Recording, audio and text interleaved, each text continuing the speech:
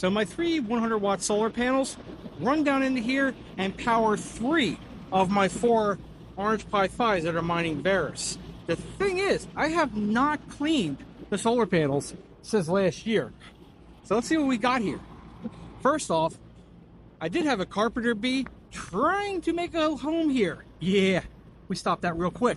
But you see all the sawdust. I gotta clean that up. And to get up to the solar panels, yeah, they're a little dirty. Not bad for over a year. I mean, I could barely write crypto into the dust. So let's get this cleaned up. All right, first off, let's get rid of Mr. Carpenter Bee. Bye. Get all this crap out of here. Now for the solar panels.